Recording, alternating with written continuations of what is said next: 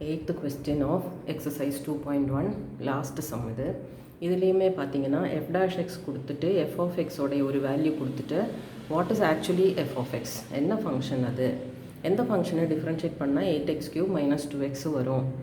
more over அதில் எக்ஸுக்கு 2 substitute பண்ணால் 8ன்னு வேல்யூ வரணும் இப்போது f dash x இதுனா fx வந்து இவ்வளோ இதுதான் இப்போ இந்த c என்ன வேல்யூ வேணால் இருக்கலாம் ஜென்ரலாக fx should be like this அதில் எக்ஸுக்கு 2 சப்ஸ்டியூட் பண்ணால் எஃப்எக்ஸ் 8 வரதா இருந்தால் சி என்னன்னு கண்டுபிடிச்சி அந்த one particular value of f x நம்ம எழுதுகிறோம் இதுதான் நம்ம 7th கொஸ்டின்லேயும் 8th கொஸ்டின்லேயுமே பண்ணுறோம் ஓகேவா ஸோ எஃப் டேஷ் எக்ஸ் வந்து 8x³ minus 2x F dash X வந்து எஃப்எக்ஸாக மாறணும்னா இன்டகிரேட் பண்ணணும் so f x is integral of f dash x dx 8x³ minus 2x வந்து x with respect x integrate பண்ணுறதுனா 8 வெளியில் எடுத்துகிட்டு integral x³ dx minus 2 times integral x dx x³ x power 4/4 இல்லையா minus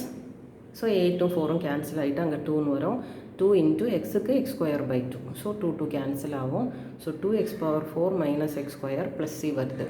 இப்போ வந்து அந்த பர்டிகுலர் வேல்யூ சியோடைய ஸ்பெசிஃபிக் வேல்யூ கண்டுபிடிக்கிறதுக்காக அவங்க கொடுத்துருக்குற இந்த இன்ஃபர்மேஷன் நம்ம யூஸ் பண்ணுறோம் ஸோ எக்ஸுக்கெல்லாம் 2 சப்ஸ்டியூட் பண்ணி ரைட் சைடு வந்து 8ன்னு போட்டுட்டு நம்ம சிக்கு சால்வ் பண்ணுறோம் ஸோ கிடச்சிக்கிற சி வேல்யூவை இதில் சப்ஸ்டிடியூட் பண்ணி ரிக்வயர்ட் எஃப்எக்ஸ் வந்து நம்ம எடுத்து எழுதுகிறோம் அடுத்தது வந்து நம்ம இப்போ இந்த எக்ஸசைஸ் முடியுது இல்லையா ஸோ நம்ம இப்போ வந்து செகண்ட் எக்ஸசைஸில் நம்ம நிறைய யூஸ் பண்ண போகிற ஃபார்முலா என்ன அப்படின்னா இந்த லாக் எக்ஸோடது அதாவது இந்த எக்ஸ் பவர் என்னோட ஃபார்முலாவில் X not equal to -1 condition போடுறோம் ஏன்னா எக்ஸ் -1 வந்ததுன்னா எக்ஸ் பவர் -1ன்னா 1/x integral 1/x dx is log modulus of X ஏன்னா உங்களுக்கு நீங்கள் டிஃப்ரென்ஷியல் கேல்குலஸில் லாக் எக்ஸை டிஃப்ரென்ஷியேட் பண்ணால் 1/x வரும் படிச்சிருக்கீங்க அந்த ஒரு ரூல் தான் அங்கே எக்ஸப்ஷன் வருது இந்த எக்ஸ் பவர் எண்ணுக்கு எழுதும்போது ஸோ அந்த ஃபார்முலா தான் மெயினாக இந்த எக்ஸசைஸில் வரும் அதே மாதிரி எக்ஸுக்கு லீனியர் ஃபங்க்ஷன் ஆஃப் எக்ஸாக இருந்தால் எக்ஸுக்கு பதிலாக லீனியர் ஃபங்க்ஷன் 1/ax + b வந்தால் நம்ம எப்போவுமே என்ன எழுதுவோம் 1/a அதாவது எக்ஸோட கோஎஃபிஷியன்ட்டு வந்து டினாமினேட்டரில் போட்டுட்டு தான் ஃபார்முலா அப்ளை பண்ணுவோம் log of modulus of ax + b + c linear ஃபங்க்ஷனாக இருக்கிறதுனால உங்களுக்கு வந்து அது வேல்யூ மைனஸாக இருக்கிறது கூட சான்ஸ் இருக்குது அதுக்காக தான் வந்து என்ன சொல்கிறோம் நம்ம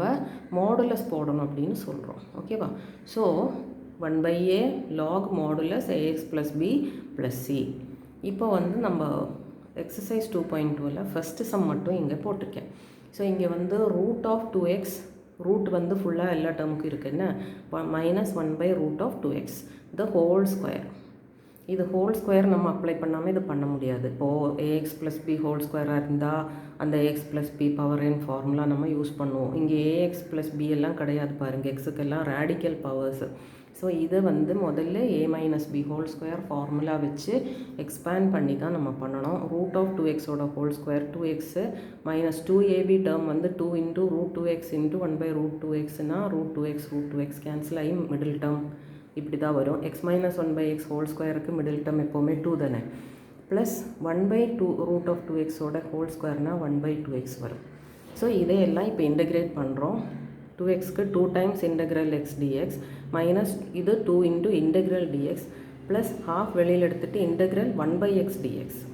ஸோ 2 × எக்ஸுக்கு x²/2 2 கேன்சல் ஆகிடும் மைனஸ் 2 × இன்டகிரல் dx வந்து x ப்ளஸ் ஹாஃப் இன்ட்டு